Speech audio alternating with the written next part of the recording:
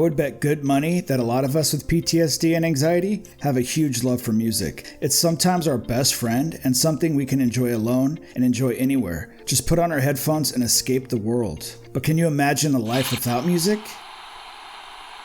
That's no life at all. Some of us have what is called depersonalization disorder, which is like watching our life as a movie or from the third person. Music literally becomes a soundtrack to our life. This disorder is usually caused by past traumatic events and can be triggered by stressful situations and used as an escape mechanism. I remember as a kid, I would escape my mom by going into the garage. I would put on MC Hammer and just tinker with things. It was so relaxing. I remember taking the long way home in junior high, listening to Dr. Dre on my Walkman, dreading my home situation. I remember getting my license and driving anywhere I could, blasting MXPX, free of my worries and in my own world. I remember when I found out about weed and booze and how much better it made Pink Floyd and really erased my troubles. I don't remember much about the next 15 years after that. I remember my little brother that passed recently would always ask what my favorite song was at the time, and he would say, "Yeah, me too." I remember when I decided to change my life and get sober, I couldn't listen to music for a long time because it made me sick. I would hear all the music from the past and it would cause way too much emotions. So I turned off music. Sober music wasn't the same. Music has always played a big role in my life, especially since I always felt like I was living in the third person, and songs to me were like bookmarks. I could hear a song and it would teleport me almost to that spot in my movie. Music affects the amount of stress hormones such as adrenaline and cortisol that the body releases, and reducing these hormones can help relieve symptoms of anxiety. Thank God my break from music didn't last long, because besides Reform GSA, it may be the second most important part of me waking up. Now, it's time to use music to our advantage. No longer to think about the good old days, to take us away from the world, to cry over. It's not going to trigger us, but be used as a superpower, turning our sad movie into a movie with a plot twist. Now, apparently, this groundbreaking treatment I thought I discovered has been around for a while and even has a name. Systematic desensitization technique is where a person is gradually exposed to an anxiety-producing object, event, or place while being engaged in some type of relaxation. In layman's terms, we are going to use music as a natural stimulant. No longer something to take us away, but to pump us up. Now, first step, get some sort of playlist app. Pull out your iPod, use YouTube, make a mixtape. It doesn't matter. We just need to be able to store our memories and pull them out whenever we need them. Next step, load it up with current hits. Just songs you enjoy now that really have no meanings. Nothing that brings up too much emotions just yet. Now, next, add songs that trigger us and bring up bad memories, past relationships, deceased loved ones, drunken times, the good old days, anything that has a lot of meaning. Our playlist now has current songs that are just good music, and then songs that trigger us and give us flashbacks.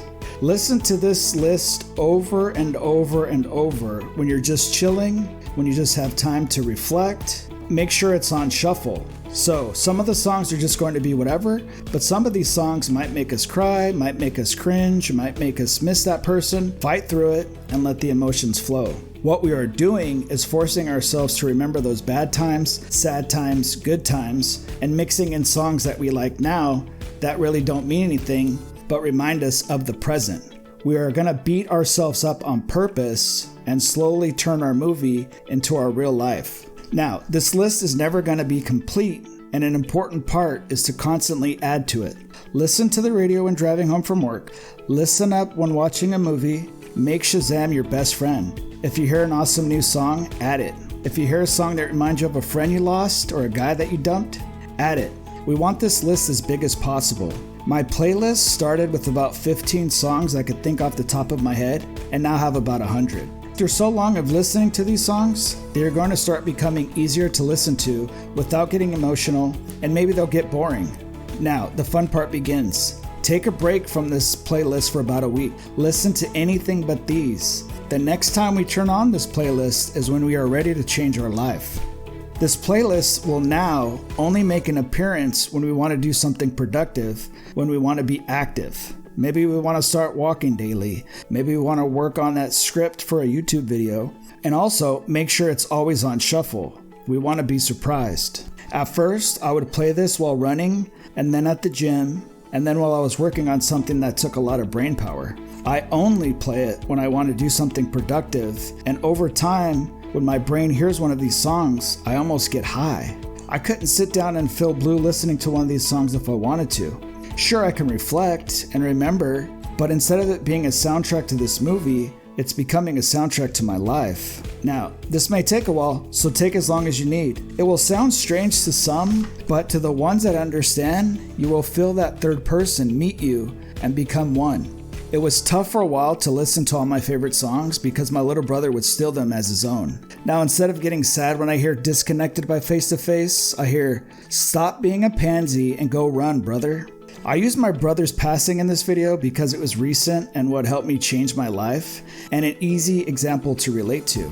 Music is just a bridge from the past and the present. We will just use it to meet in the middle and take back our mental health. We're going to confuse our brain and mix everything up and create a new reality. For example, a real-world situation that just happened to me. So I'm driving, watching YouTube, which is stupid, I know, but I see a documentary about Whoop, There It Is. Now, lame song, back from 93, but as soon as I hear it, boom, flashback to 93, and right before the real dark part of my life started. So immediately I get creeped out, get that sick feeling in my stomach because, I'm can smell the air at that time. I can feel it. I just feel like crap. Boom, immediately add it to my playlist. I listened to it probably 10 times. I'm not going to listen to it again for a few days. But the next time I turn it on is when I'm going to go running. And so I'm going to hear that song while I'm running, and I'm going to play it a few more times while I'm running. And eventually my brain is going to disassociate it from that past creepy time,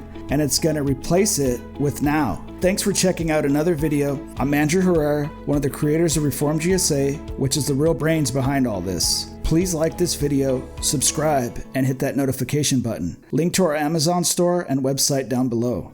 Thanks again.